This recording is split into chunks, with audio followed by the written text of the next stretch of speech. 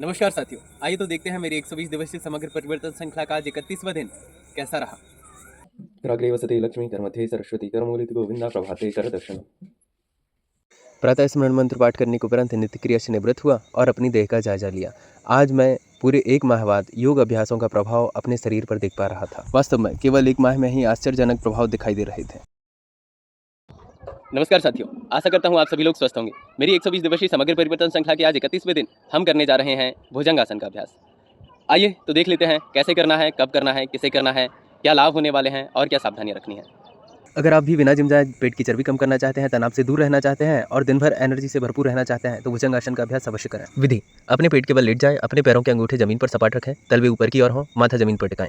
अपने पैरों को एक दूसरे के पास रखें तथा अपने पैरों और एड़ियों को एक दूसरे से हल्के से स्पर्श करते रहें। दोनों हाथों को इस प्रकार रखें कि हथेलियां आपके कंधों के नीचे जमीन को छू रही हों तथा कोहनियां समानांतर तथा आपके धड़ के पास हों। गहरी सांस लेते हुए धीरे धीरे अपने सिर, छाती और पेट को ऊपर उठाएं। अपनी नाभि को जमीन पर ही रखें। अपने हाथों के सहारे अपने धड़ को पीछे की ओर खींचकर फर्श के ऊपर उठाएं। ध्यान रखें कि आप दोनों हथेलियों पर समान दबाव डाल रहे हैं। अपनी रीढ़ की हड्डी को एक एक करके मोड़ते हुए सजगता से सांस लेते रहें।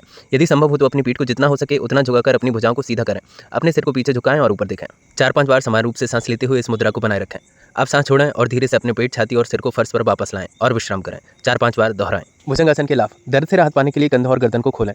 पेट को टोन करता है, संपूर्ण पीठ और कंधों को मजबूत बनाता है, ऊपरी और मध्य पीठ के लचीलेपन में सुधार करता है, छाती को फैलाव देता है, रक्त परिसंचरण में सुधार करता है, थकान और तनाव कम करता है, अस्थमा जैसे श्वसन संबंधी विकारों से पीड़ित लोगों के लिए उपयोगी है। आवश्यक बात है, सुनिश्चित करें कि आप इस आसन को अपने मुख्य भोजन के 4-5 घंटे बाद करें। इससे यह सुनिश्चित होगा कि आपको पेट के बल लेटने में कोई असुविधा ना हो। सुनिश्चित करें कि आप अपनी भुजाओं, कंधों, गर्दन और पीठ को ढीला करने के लिए कुछ बुनियादी वार्म अप और स्ट्रेचिंग व्यायाम किए हों। भुजंगासन का अभ्यास सदैव सुबह के समय करना सर्वोत्तम होता है। हालांकि यदि आप ऐसा करने में असमर्थ हैं तो शाम को भी समय निकाल सकते हैं। शुरुआती लोगों के लिए सुझाव: झटके और अधिक खिंचाव से बचें। यदि आप गर्भवती हैं तो भुजंगासन का अभ्यास करने से बचें। यदि आपकी पसलियों या कलाई में फ्रैक्चर है या हाल ही में हार्निया जैसे पेट की सर्जरी हुई है तो इसका अभ्यास न करें। अस्थमा के दौरे के दौरान इस योग मुद्रा का अभ्यास न करें। आशा करता हूँ भुजंगासन से संबंधित यह जानकारी आपको पसंद आई होगी। आप नियमित रूप से इस आसन का अभ्यास कर इसके लाभ उठा सकते हैं।